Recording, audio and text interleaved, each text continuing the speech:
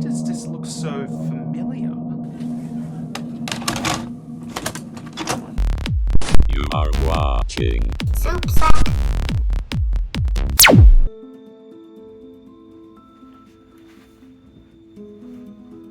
On the 1st of February 2025, me and my crew got a rare sneak peek opportunity into the magical world of Australia. A friend of a friend of a friend gave us the contact information of a wizard who lives in New South Wales. Our team, using their extreme sleuthing skills, discovered that the wizard uses a specific language online.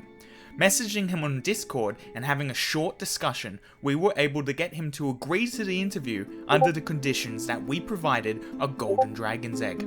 We were able to get a meeting with him on the 5th of February in his own magical tower. This is the day in the life of an Australian wizard.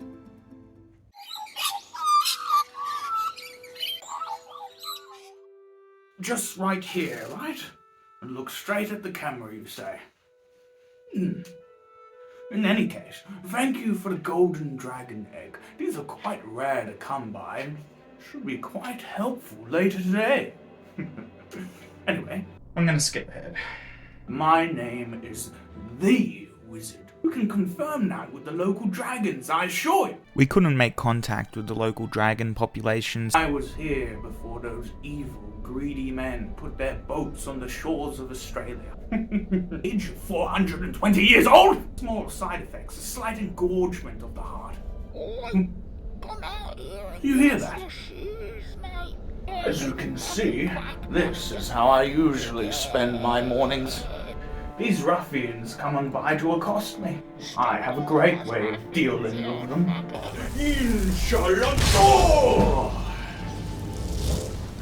I usually summon this fire patron to take out the local trash that comes to me each morning. She's quite hot. That's a double entendre for you, you see. I'm not just smart in magic, I'm quite quippy as well. Fucking dog. Yes, she's going to brutalize them now and kill them in short order. This area is quite violent, but I suppose that's what I get for living in Claymore. Well, after I've said goodbye to my visitors, I usually go get some ingredients from the local area. It's usually a little bit of a walk, but I'll save us both time. With so much of the sugar!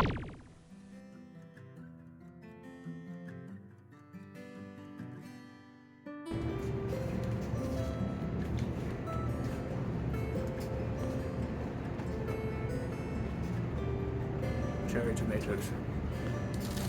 Perfect for the recipe that we're going to be doing later tonight.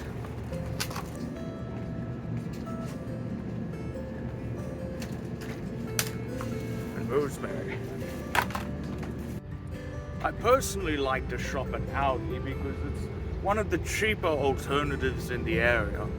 Back in the day, I would scavenge through the forest to find the ingredients that I need, but after applying the crossroads, I have enough money to do this these days.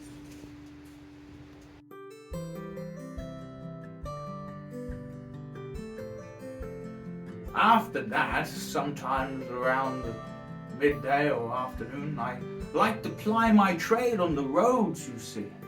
I try to be helpful, make a little bit of a living, you know, contribute to society by telling fortunes on the roadways.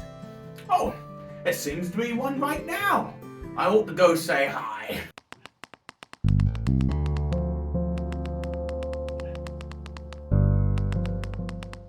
Halt! You shall not pass! Come on. I'm just trying to get back to hell. Please. There's this weirdo I'm trying to get away from. You speak of the one in the pajamas, I presume. How do you know that? You see, I am a fortune teller. I foresaw your past and the issues that would arise. And I foresee your future. And as such, I have made it that we will meet upon these crossroads. For I have a fortune to tell you that is vital to your future. That's amazing. Okay, what's my fortune? I see. You giving me $20? Oh, I'm a demon, so I don't really carry any money on me. I'm sorry. I see it now. If you do not give me $20, you will get cancer. What? Yes, cancer. Testicular cancer. Of the worst kind. You would not want to get that. What? I foresee it. One shovel of waseda. Oh, now just wait a second. Shovel. Sometimes I like to curse people. Just for fun. Oh man, are you casting a spell? Please stop. I don't want to get testicular cancer. Please. Take my wallet, please. Take my wallet. Works every time.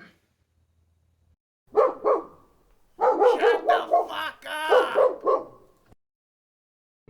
We've been gathering ingredients all day, and finally we're going to use them for the greatest magic that I possess!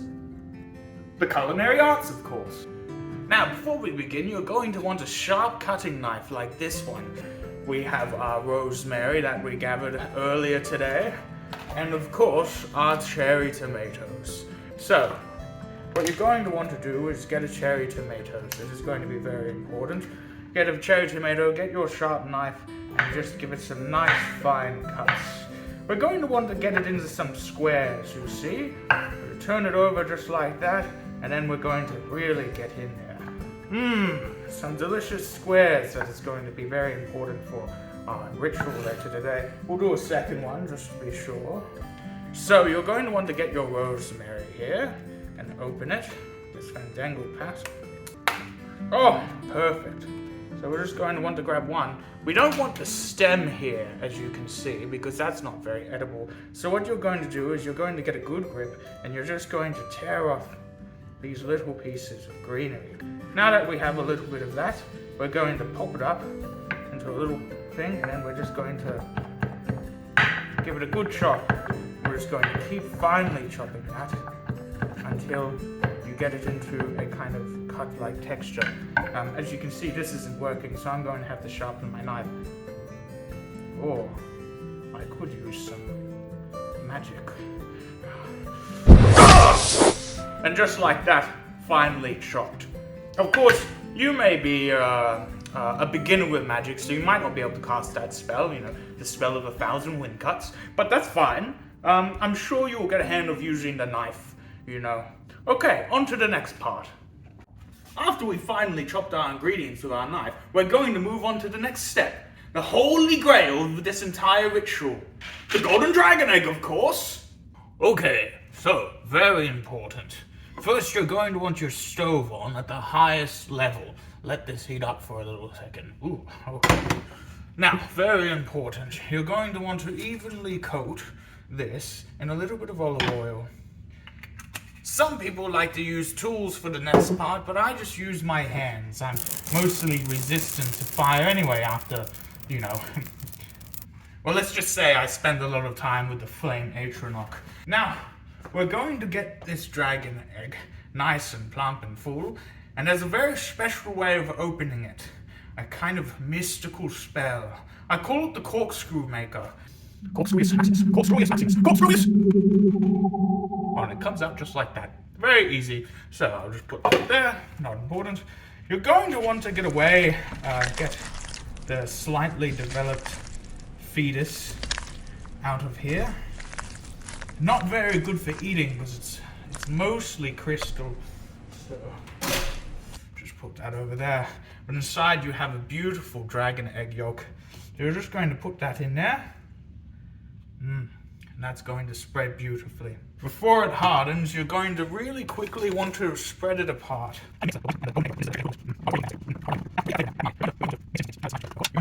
To really enhance the dragon flavor. Now, dragon eggs are already a little bit spicy. Oh, that's not coming out. First, you're going to want to take off the hood, of course. You know, in my old age, you do get a little bit forgetful. Oh, shit. You're going to want to get all your chopped up fineries and just throw it on there. Looking quite beautiful. Now, the only thing to do is sit and wait. Nice and cooked. Nothing in the world could be simpler. And it simply pops right off. What a beautiful treat. And so it is done. A beautiful dragon egg omelette. Well, without further ado, let's dig in.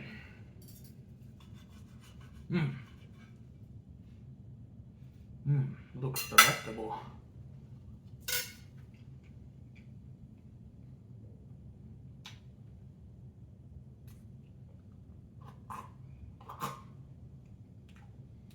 Sometimes the hairs get in.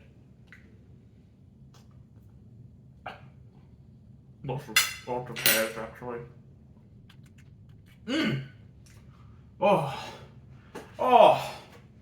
Oh my lords. After you get past the hairs, that is the most beautiful, delectable meal I've ever had.